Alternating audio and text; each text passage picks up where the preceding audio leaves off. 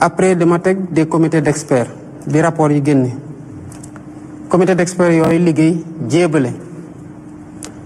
ma ne leen nañu ñëw xool orientation politique pour bañ ci réero ñu xool orientation politique yi ma ne nañu teg un comité de relecture bi liggéey jéebale un code électoral dans lequel au-delà de la déchéance am na des avancées majeures bulletin unique CENI ak yooyu kon j'ai pas compris effectivement que ñu dem seppi ci benn point dugal ko ci procédure d'urgence pour voter une loi parce que day mel ni court-circuiter dynamique boo xamante ne mu ngi woon en cours pour loo xamante ne normalement bu code bii di ñëwee ak lu mu comporter yépp ba pare comporter la même disposition boo demee ci disposition transitoire yi dina wax ne que les dispositions de la loi buy porter code électoral bu ñu réviser sont abrogées kon boo moytul dinañ ko changer ñu dawalaat tuuti ñu abroger ko mais une majorité reste une majorité et l'Assemblée nationale am nañu droit initier des propositions de loi loolu seen prérogative la mais gisuma woon l'urgence de déposer un tel projet alors que nous étions dans une dynamique consensuelle parce que ces projets de loi là le comité de relecture ñi ci nekk sama conseil juridique mu ngi ci le conseil juridique du premier ministre le président de l'Assemblée nationale le directeur général des élections parce que dafa nekkoon ci comité d'experts bi ma bëggoon bu ñu dee waxtaan bu amee loo xam ne daf leen rëcc ci li waral ñu bindee disposition bi nii moom mu mën leen ko clarifier ensuite il y a eu d'autres ñi ci bokk comme le président du groupe parlementaire je pense que le ministre Amadou Ba le ministre Bamba Cissé et je pense Maître Tall liggéey nañ ci à un moment donné donc ñooñu ñoo tëgg andi bu ñu tëggee andi j'ai regardé il y a eu quelque chose qui a voulu être introduit au dernier moment sur lequel laajoon nañu waxtaan nañu ci bu mu paree j'ai pris le temps de lire je suis très pris mais j'ai tenu à lire certains projets de loi et j'ai lu la constitution la cour constitutionnelle la loi sur les partis politiques je pense que c'est la loi le code électoral la jotul woon am temps lire ko ba mu jeex mais au moins dem naa ci disposition yi sur la déchéance bu mu wóor ma ne que nous avons le même projet de loi pour que mu bañ a am malentendu entre ñun lu ñu nekk di def ak li Assemblée nationale di nekk di def kon sous ce rapport on a été très transparent très ouvert très inclusif pour réeroo bañ ci am. Monsieur le Président ci loolu gis nañ ne taxawaayu opposition bi ñenn ci opposition bi ne nañ ne loolu mën na nekk un frein pour le dialogue parce que am na ñu demul wuyu ji par exemple FDR ak nouvelle responsabilité demuñu wuyu ji woote bi nga xam ne ministre de l'Intérieur wax na ko te et puis yow nga bëgg consensus est-ce que pratique yooyu mënul yàq recherche su consensus bi nga xam ne dialogue politique bi ak dialogue sur le système juridique dafa amoon nañ ko. bon opposition bi nag moom dañu am autonomie ou déterminer seen stratégie ak seen position lu ma respecté la. parce que bu leen fàtte ni que opposition bi ku ci nekk am nga sa parti politique ci ñu bari te dañoo bind ne seen objectif mooy conquérir le pouvoir kon seen stratégie seen tactique ak yooyu moom am nañ ci légitimité mais li mu leen di invité mooy ñu perpétuer esprit dialogue man je suis très ouvert à ce dialogue te damay continuer di ko promouvoir ñu xam na tamit que ñu bari ci ñoom ñu ngi fi woon bu ñu nekkee ci opposition dinañ casse bulletin unique bu ñu faloo duñ ko jëmal bu ñu nekkee dinañ casse fichier électoral bi bu ñu faloo duñ ko jëmal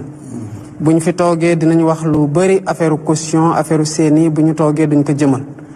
bu ñu amee nag chance président bu egg si ànd ak sérénité par rapport au pouvoir man pouvoir daf ma terewul nelaw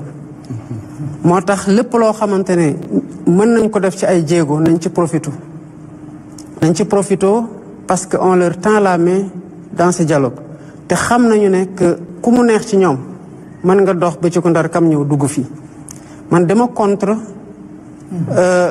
opposition ak pouvoir ci dëkk mu mel ni balaa ñu am sañ-sañu waxtaan rek Covid-19 ñëw bu Covid ñëwee lan ngeen di waxtaane du réew mi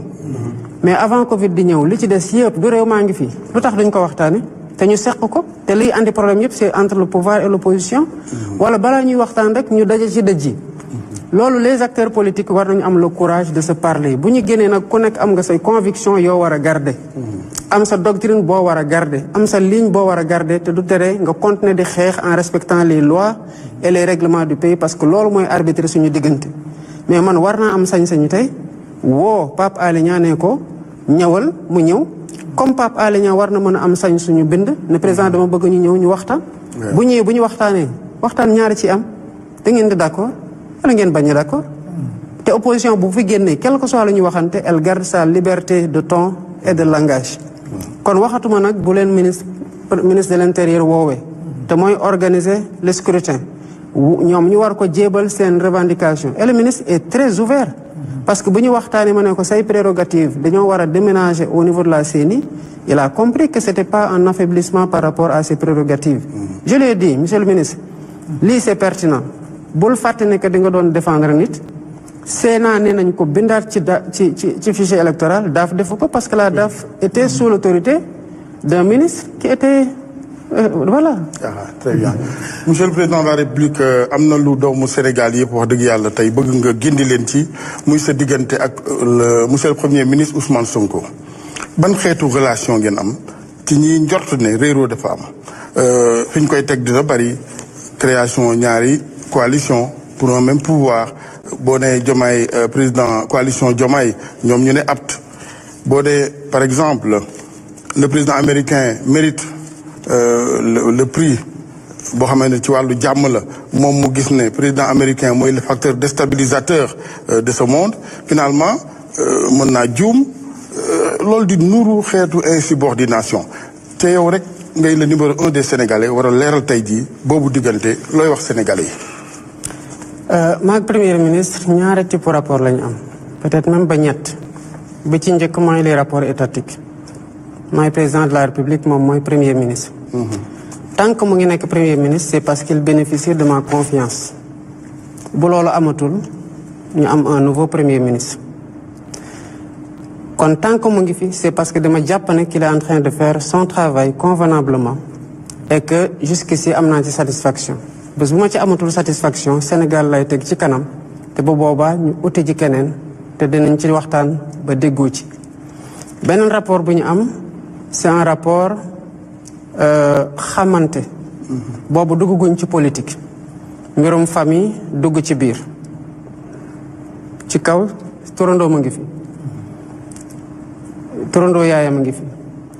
mu am fu ñu jaar ci lu bari. am ay waxtaan yu ñu am depuis bientôt lu ëpp 10 ans à 15 ans ba jàpp naa ne ñun bu ñu amee woroo duma ko yedd ci biti lépp loo xamante ne réeroo la ci yenn gis-gis yi te loolu maag moom je pense que du lu bees ci ñu xam man dinaa ko woo fi ma ko war a woo yedd ko fa ni ma ko war a yeddee te du doon ci biti kon divergence yooyu bu amee ñu ngi koy gérer ci nuñ ko war a gérer loolu nag ci relation bu nekk la am te lu ñu war a mën a concevoir la tamit que ay nit di waroo gis-gis mais am intelligence su gérer ces divergences là